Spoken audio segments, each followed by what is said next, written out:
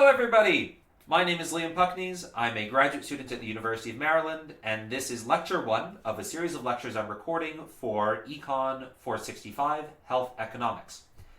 Now, for the first lecture, before we dive into the specifics of how the healthcare industry works, the history of healthcare, things like that, I want to take some time to give an overview of health economics and explain why health economics is so interesting and why it merits its own field as opposed to being a subset of another field, right? So there are lots of industries, right? There's the food industry, the shoe industry, manufacturing, right? And you may notice that UMD doesn't offer courses into a lot of them, right? There's no course on grocery store economics or the economics of shoe production, right? So what makes health so unique and so special that we have an entire course just dedicated to health economics? Well, the main answer is that healthcare is probably the largest sector of the economy with the most and worst market failures that still exists, right?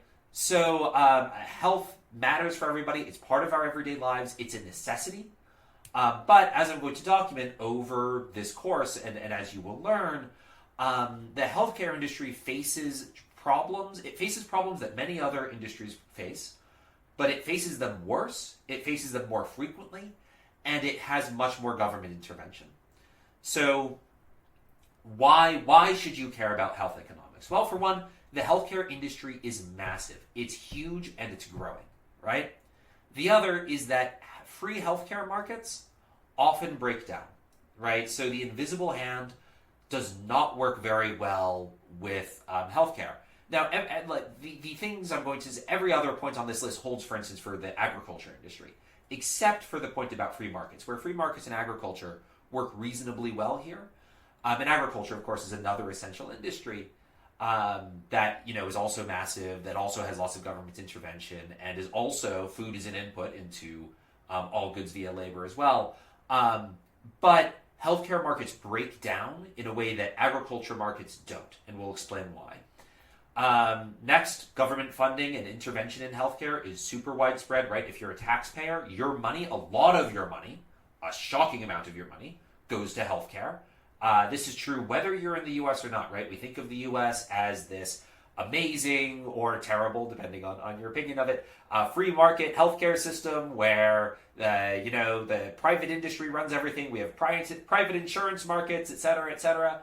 Unfortunately, fortunately, depending on how you ask, that's not true. Over half of all healthcare spending in the U.S. comes through the government. And so if you pay taxes, you should probably know a bit about where your money is going, especially given how much of the federal budget each year is spent on Medicare and Medicaid. And then last, health is one of those goods that goes into everything else, right? We produce things with labor, right? People actually need to work in order to produce stuff. And health is an input into almost every other good via labor, right? So my video games are produced with the labor of the people working on video games. And if they're healthier, they'll be more productive, right? So every other industry takes health as an input.